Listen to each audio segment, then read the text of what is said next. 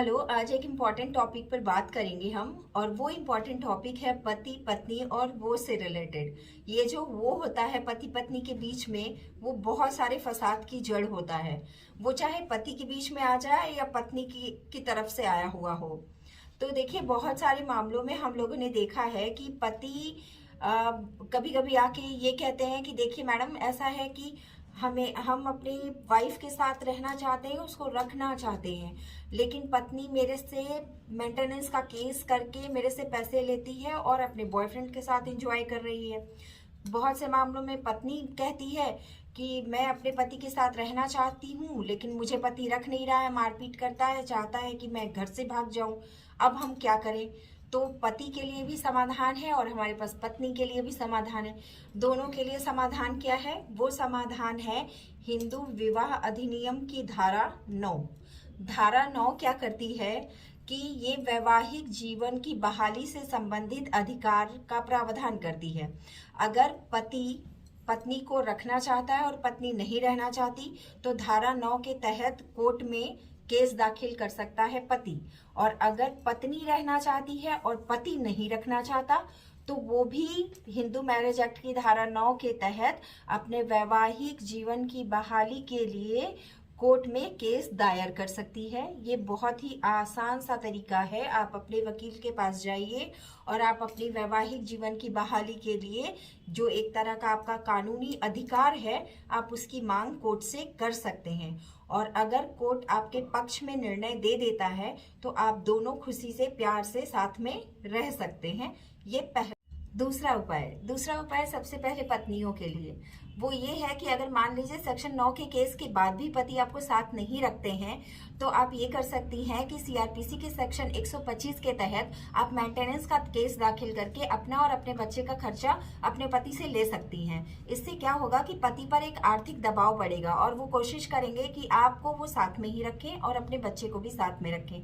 तो ये उपाय आप अपना सकती हैं। और अब पतियों के लिए बात करते हैं। मान लीजिए पति बेरोजगार है और वो कोई काम नहीं कर रहा है, और पत्नी जॉब में है, वो गवर्नमेंट जॉब में है या किसी भी ऐसे प्रोफेशन या जॉब में है जहां वो अच्छी इनकम कर रही है, अच्छा अर्निंग कर रही है, तो पति भी सीआरपीसी के सेक्शन 125 के तहत पत्नी से भरण पोषण की मांग कर सकते हैं। तीसरे समाधान की ओर आगे बढ़ते हैं।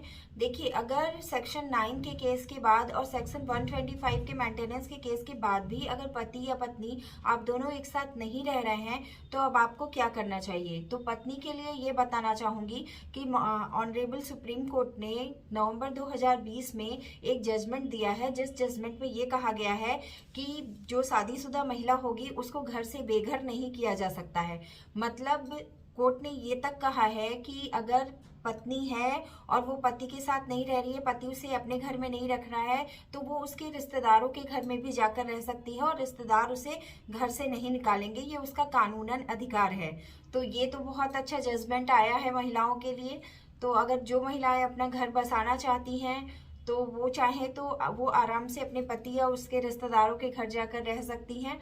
देखिए, अगर मैं मानती हूँ कि अगर महिला किसी तरह से गलत नहीं है और वो अपना घर बसाना चाहती है और उसका विश्वास सच्चा है, तो डेफिनेटली पति को भी एक ना एक दिन ये बात समझ में आती है। और अगर पति भी वाकई अपनी पत्नी से प्रेम करता है और उससे अच्छे से रखना चाहता है, तो ये बात पत्नी को भी एक दिन समझ में आ ही जाएगी।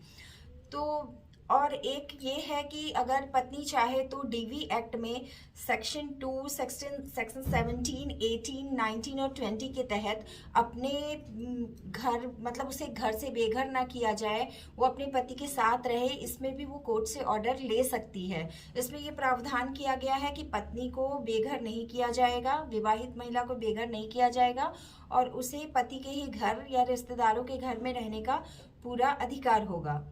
अब हम पति के मुद्दे पर बढ़ते हैं। क्या पति डीवी एक्ट के तहत मुकदमा कर सकता है? तो पति डीवी एक्ट में मुकदमा नहीं कर सकते हैं या डीवी एक्ट के अधिकारों का लाभ नहीं उठा सकते हैं, क्योंकि डोमेस्टिक वायलेंस एक्ट में पीड़ित पक्ष को परिभाषित कर दिया गया है और जिसमें लिखा गया है कि पीड़ित केवल महिला ही होगी।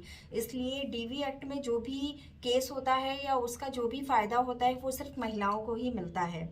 देखिए, अगर आप पत्नी हैं और घर बसाना चाहती हैं तो कभी भी भूल करके 498 ए का झूठा केस करने की कोशिश मत करिएगा। देखिए, झूठे केस जहां तक भी हों झूठे ही होते हैं, ये रिश्तों को और खराब कर देते हैं। कहीं अगर आपको झुकना पड़े तो मैं ये कहना चाहूंगी कि आपको थोड़ा झुक जाना चाहिए, अपना रिश्ता कायम रहे। हाँ, प्रताड़ना नहीं सहनी चाहिए, मारपीट नहीं सहना चाहिए, लेकिन रिश्ते को बचाने के लिए अगर कहीं थोड़ा सा झुक करके आप रिश्ता बचाना चाहती हैं तो आप बचा सकती हैं। या पति को भी, अगर पति अपनी पत्नी को रखना चाहते हैं और घर बसाना चाहते हैं, क्योंकि ये बहुत, पति पत्नी का रिश्ता बहुत अटूट रिश्ता होता है, तो इसको बचाने की ही कोशिश करनी चाहिए। आशा करती हूँ कि जो बातें मैंने आपको बताई हैं, जो समाधान मैंने आपको बताया है, वो आपके घर बसाने के लिए आपको हेल्पफुल होगा। तो मैं तो यही चाहती हूँ कि सबका घर अच्छे से बसा रहे। और आप लोगों का आभार, थैंक यू सो मच मुझे देखने के लिए और सुनने के लिए।